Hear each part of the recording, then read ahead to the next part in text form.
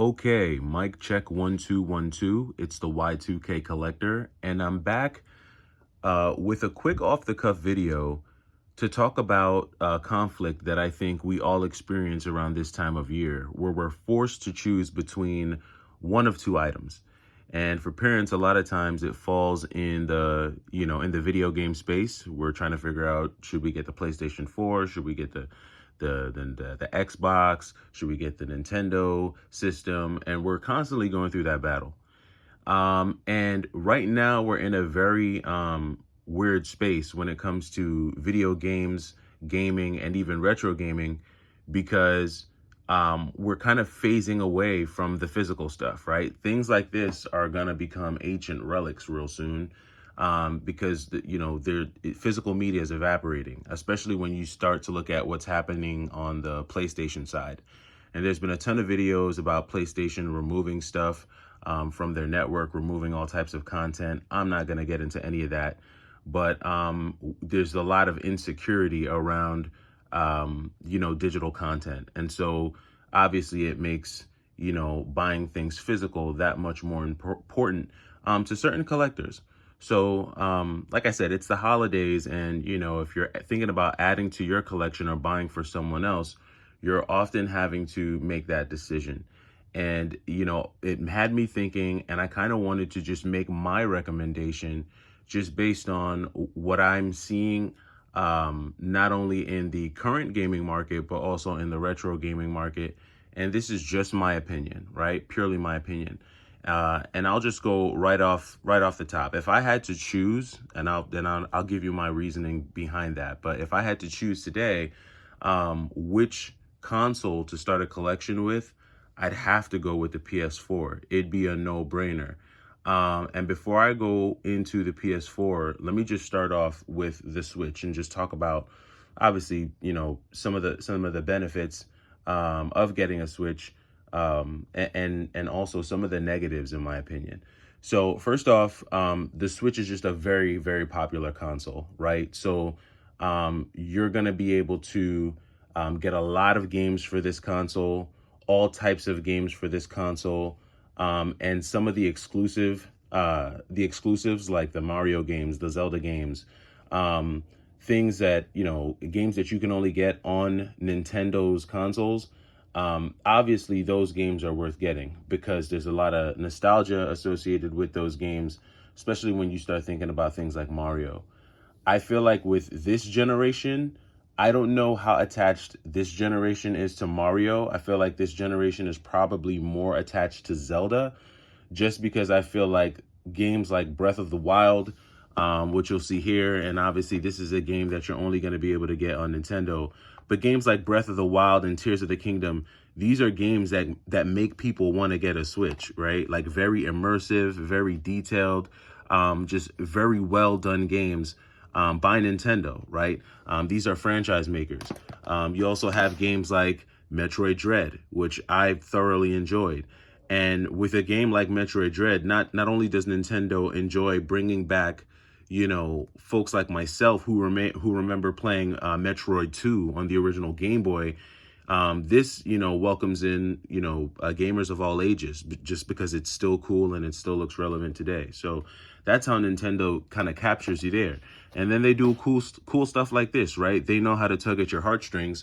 So they come out with compilation games like this, Super Mario 64, Mario Sunshine, Mario Galaxy, just capturing, 3 different generations of gamers in one cartridge. So, and now this game, because they, purposely made this limited, now this is like 100 or more, and it'll probably continue to go up as the Switch is in existence. So, Nintendo's good at stuff like that. And then they do sometimes come out with some really cool one-off games like Astral Chain, right? This is a very, very, very good game, underrated. I don't know if it's because Astral Chain is an old game now.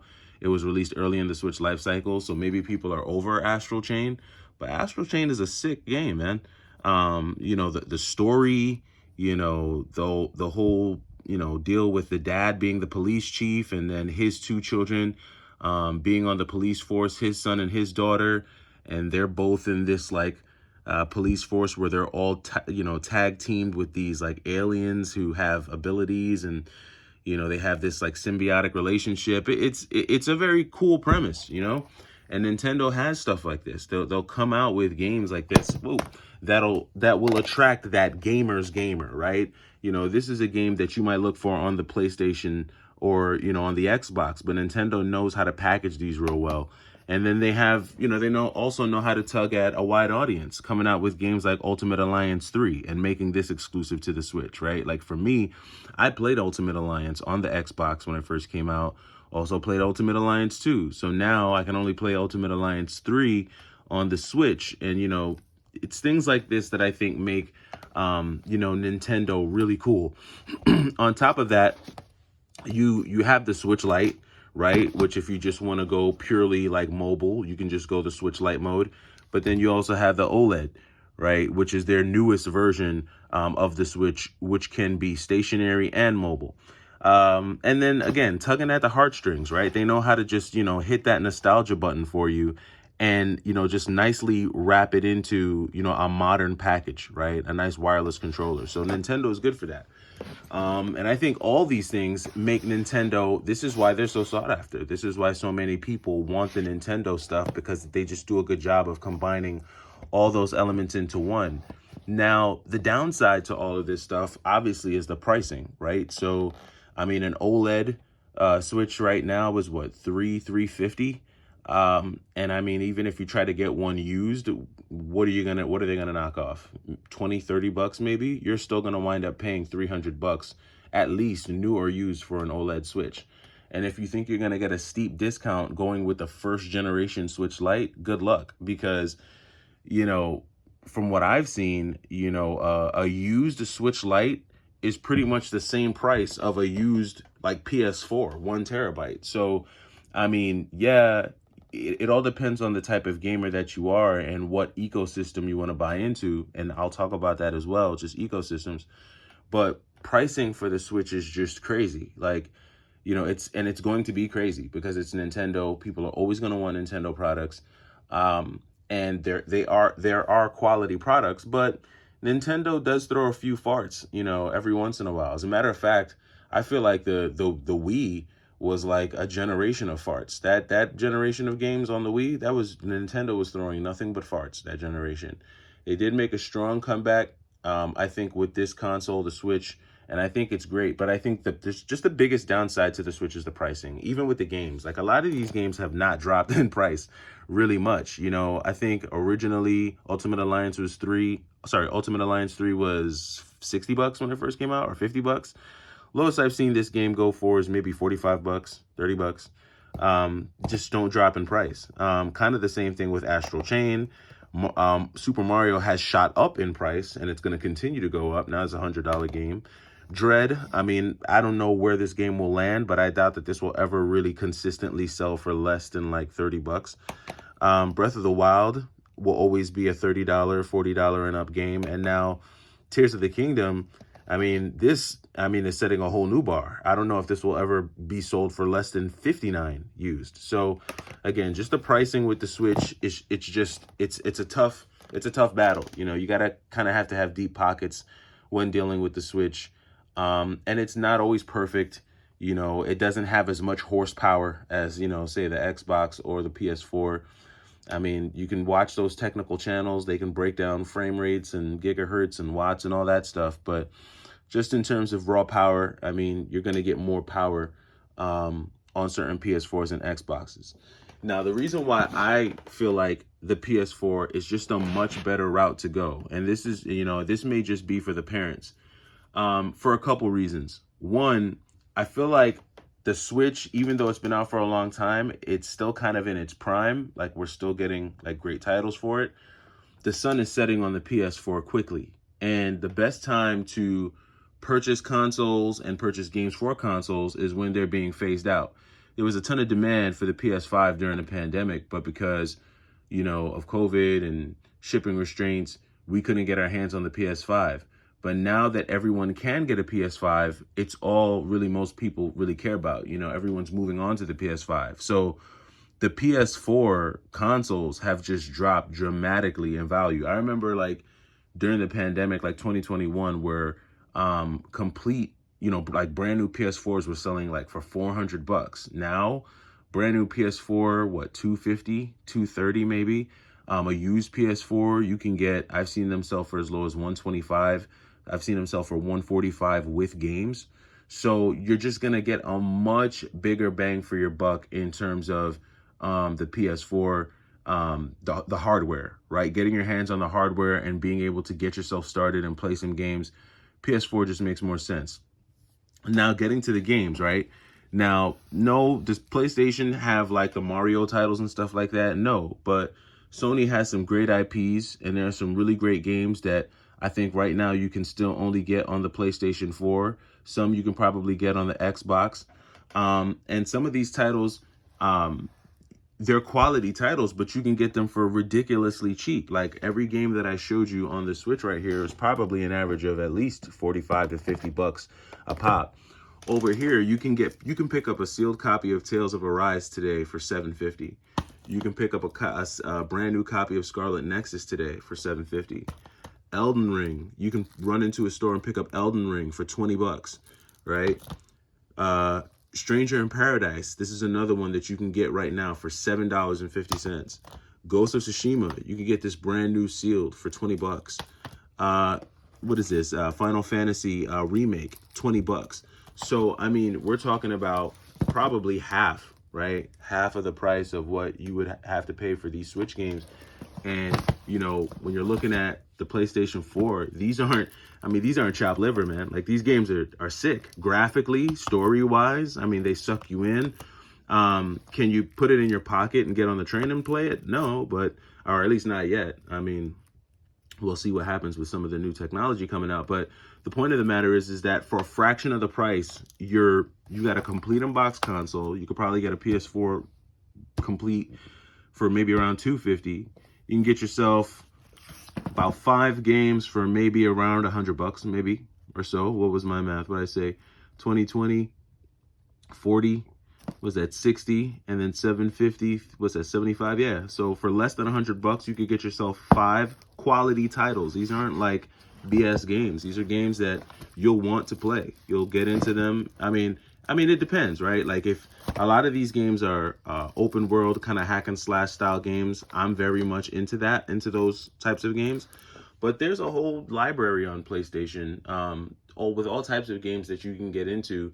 And believe it or not, a lot of the games that are available on the Switch that are not like Nintendo IP, I guess, you can get them on the PlayStation 4, and a lot of times it's cheaper. Usually PlayStation 4 version of the same game is going to be about $5 less for whatever reason. I guess because it's on a disc and it's not on a cartridge or something like that. But the point of the matter is that, the PlayStation 4, price-wise, it definitely destroys the Switch. And especially at this time right now, with it being phased out, and the PlayStation 5 being phased in, you can get a lot of really good stuff, quality stuff, brand new for dirt cheap. Now, here's the downside to the PS4, in my opinion. I feel like the PlayStation 4 has a much weaker ecosystem online. Like they have a weaker online ecosystem in terms of their online stores for purchasing, in terms of the maintenance of, your library and what you have access to, and stuff gets taken away and added. And I feel like a lot of that is driven by leadership, right? I just feel like the leadership isn't as solid probably as it is at Nintendo. And when leadership isn't solid, they tend to try a lot of new things without fully thinking it through. And sometimes they just upset their customer base or just jack things up. And so I think PlayStation has found themselves in that position, more times than Nintendo. Especially probably in the last decade or so, or last 2 decades. So I just think as far as an online presence, they're much weaker than Nintendo. I feel like Nintendo's digital ecosystem just gets stronger and stronger every year because they're able to add N64 online and Game Boy Advanced online and Super Nintendo online and NES online. And they just know how to perfectly package and position all of their most nostalgic and fan favorite games and IPs to really kind of suck you in. And I think that's why Nintendo just really does a good job. But if you're open to trying other things, and again, PlayStation, they're no chopped liver, man. Like, and PlayStation, their history is deep as well. Maybe not as deep as Nintendo, but there's a lot of really good PlayStation hitters and really good games out there that I think a lot of gamers that maybe you have collected games in the past, or maybe you never played video games before and you just want to start off.